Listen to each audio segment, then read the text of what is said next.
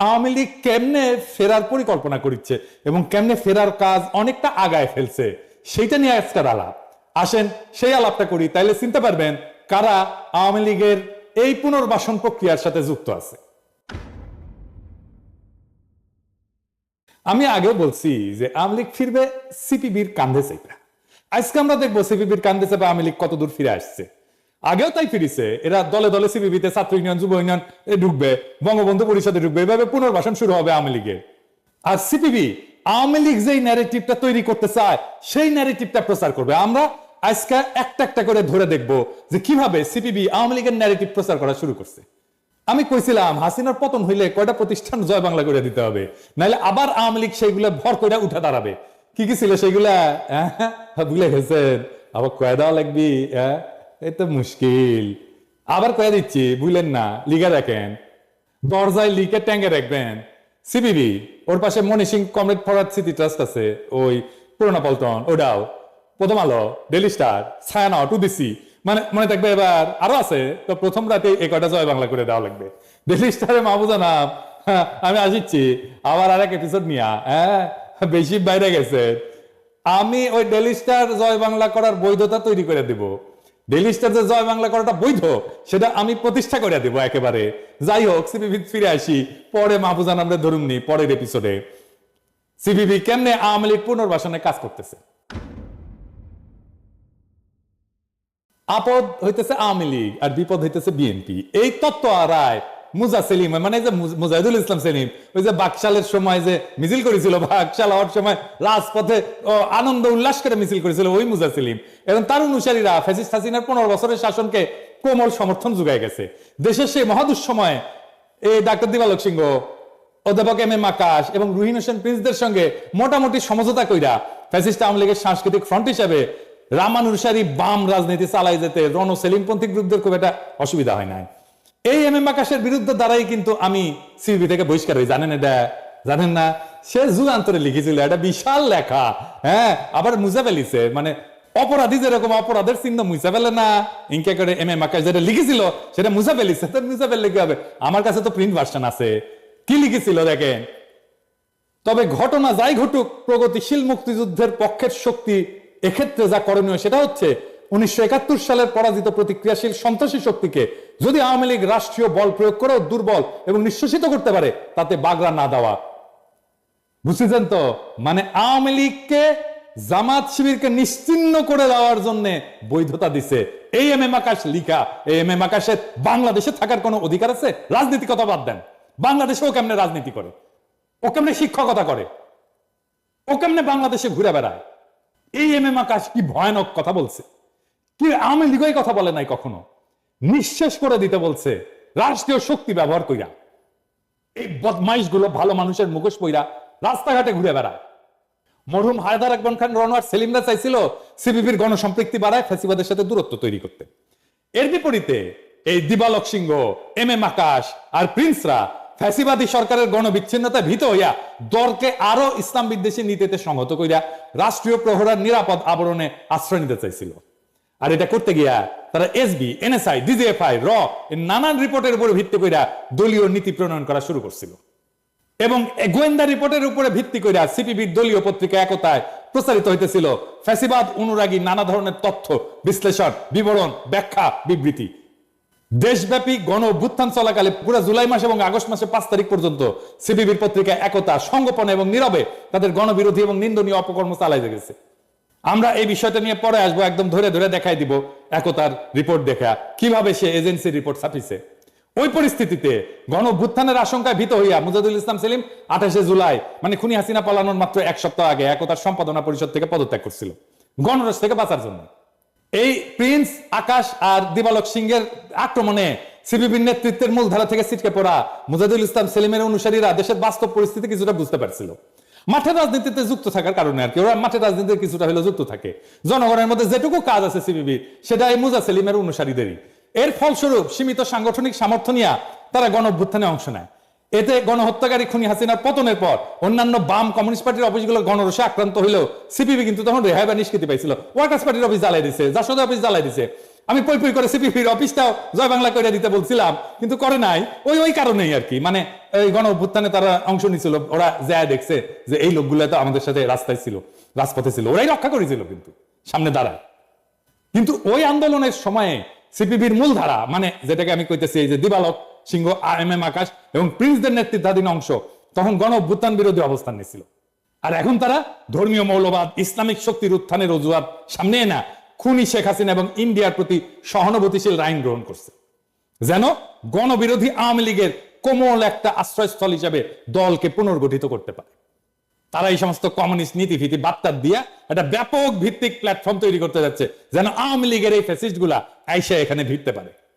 খুবই নির্ভরযোগ্য সূত্র থেকে আমি জানতে পারছি, আমি যেহেতু দলে ছিলাম, যে এই চক্রের সাথে মানে দিবালক, প্রিন্স, এম আকাশ এর সাথে খুনি হাসিনা ফোন কইরা সরাসরি কথা বলছে এবং র আর ইন্ডিয়ান দূতাবাসে বিভিন্ন প্রকাশ্য এবং গোপন সূত্র সার্বক্ষণিকভাবে যোগাযোগ রাখছে এবং সহযোগিতা যোগাচ্ছে।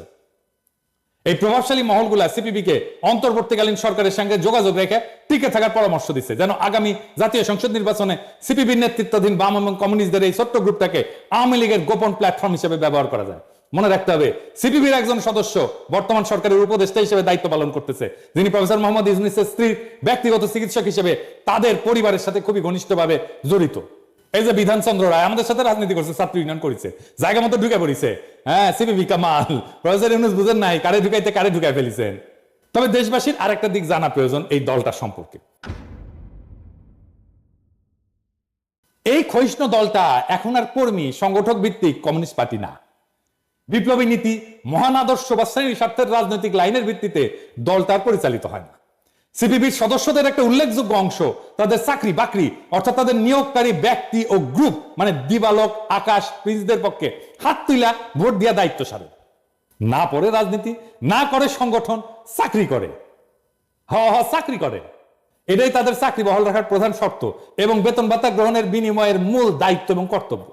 এই দলটার বর্তমান কেন্দ্রীয় কমিটির অনেক সদস্যই ডাক্তার দিবালক সিংহের এনজিও কর্মচারী। দিবালক সিংহ একটা জাতীয় ভিত্তিক এনজিও প্রতিষ্ঠাতা এবং মালিক, যার নাম দুস্থ স্বাস্থ্য কেন্দ্র। এই দুস্থ স্বাস্থ্য কেন্দ্রে হাজার হাজার কোটি টাকার ক্ষুদ্র ঋণ কর্মসূচি করে। এর মাঝে ক্যাশ টাকা, ইন্ডিয়ান টাকাও আসে, শোনা যায়, সত্য মিথ্যা জানি না। এগুলা দিয়ে নাকি পালে মণি সিংহের পোলা তার ক্যাডারদেরকে, মানে যারা তার পক্ষে হাত তুলা ভোট দেয় আর কি কেন্দ্রীয় কমিটির মিটিং এ। দেখেছেন তো, এটা কমিউনিস্ট পার্টি। সেই কমিউনিস্ট পার্টি ক্যাঙ্কা ক্যাডার নিয়ে রাজনীতি করিচ্ছে, দেখেছেন তো। দুস্থ স্বাস্থ্য কেন্দ্রের মতো এরকম সব এনজিওর উপর রাষ্ট্রীয় নজরদারি এবং পর্যবেক্ষণ জোরদার করা উচিত এবং এইগুলাকে শক্ত নিরীক্ষা এবং হিসাবের আওতায় আনা জরুরি। কারণ দেশের রাজনীতি, সংস্কৃতি এবং তথ্য প্রবাহ নিয়ন্ত্রণের জন্য এদের আবরণ বা ছত্রছায়া এবং লাইসেন্স ব্যবহার করিয়া রসহ বিভিন্ন শত্রু দেশের অর্থ, টাকা করি, গোয়েন্দা এজেন্ট এবং বিশেষজ্ঞ আমাদের প্রিয় মাতৃভূমির মধ্যে ঢুকে পড়া দেশের 12টা বাজায় দেয়। এই জন্যে আমাদের স্বাধীনতা, সার্বভৌমত্ব, জাতীয় মর্যাদা, আঞ্চলিক অখণ্ডতা, গণতন্ত্র চর্চার ধারা বজায় রাখতে আমরা বারে বারে ব্যর্থ হই। সিপিবিতে যদি দিবালক, প্রিন্স আর আকাশদের আধিপত্য প্রতিষ্ঠিত হয়, তাহলে ধরে নেবেন আওয়ামী লীগ সামে ঢুকে যাবে পলিটিক্সে। সামনের ইলেকশনে মেলা সিট পাওয়া যাবে। আর সংখ্যানুপাতিক নির্বাচনের ব্যবস্থা যদি হইয়া যায় তাহলে তো কথাই নাই। আই প্রিন্স কইতেছে কোনো ইন্ডেমনিটি দেওয়া যাবে না, মানে এমনকি 19 সেপ্টেম্বর কইতেছে যে প্রত্যেকটা হত্যাকাণ্ডের বিচার হইতে হবে, ক্ষমতাসীনরা দায় এড়াইতে পারবেন না। মানে বুঝেছেন তো, বিপ্লবীদের ধরে ধরে বিচার করবে।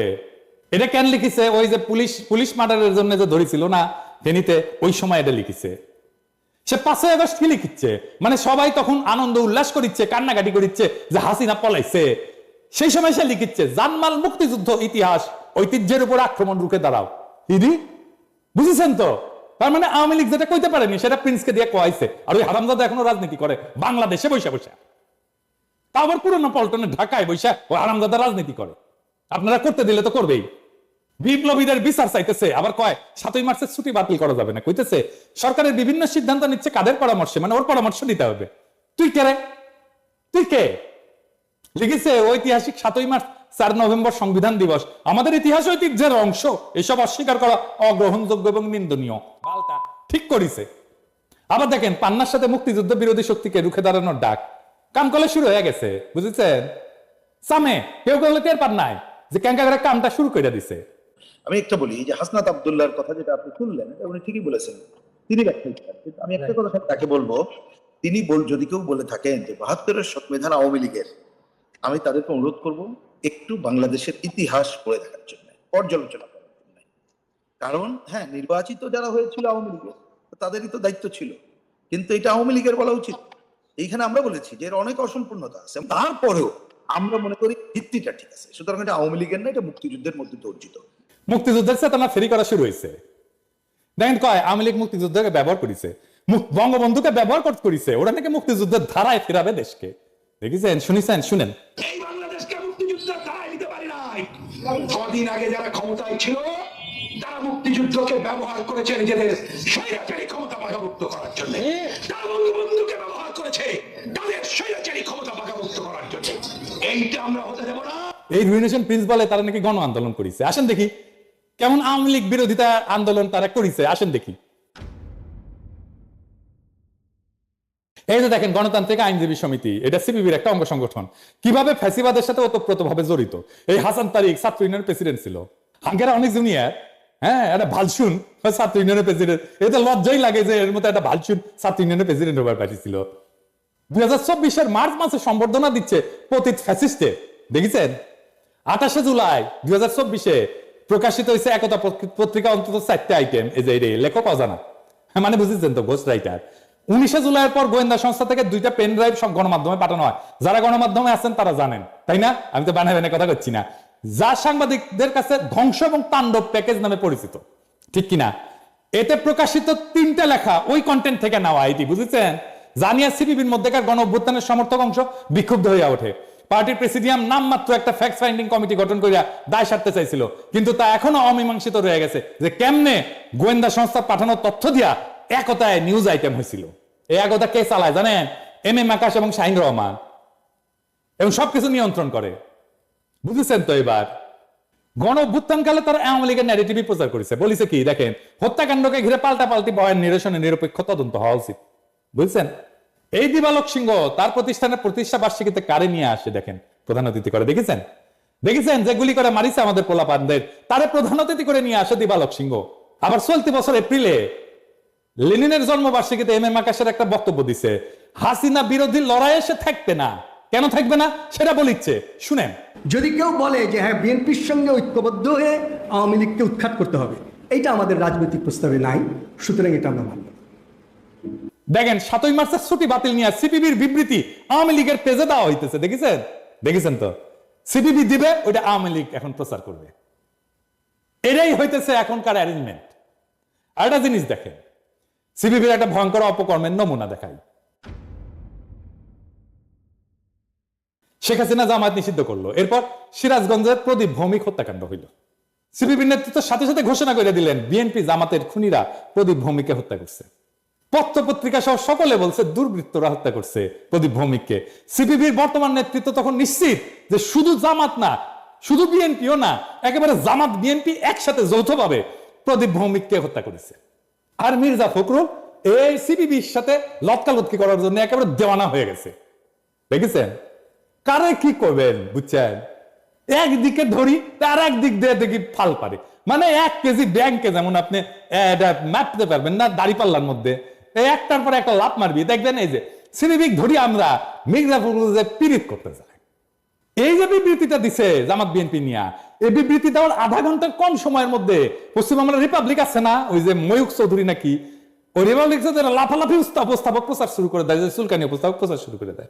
অন্যদিকে আমরা একটা বিরাট ঝুঁকির মুখে পড়ি। ওই রাতে হাসিনার লোকজন আমাদের যদি খুঁজে খুঁজে হত্যাও করতো, আলটিমেটলি দায় গিয়ে পড়তো জামাত বা বিএনপি।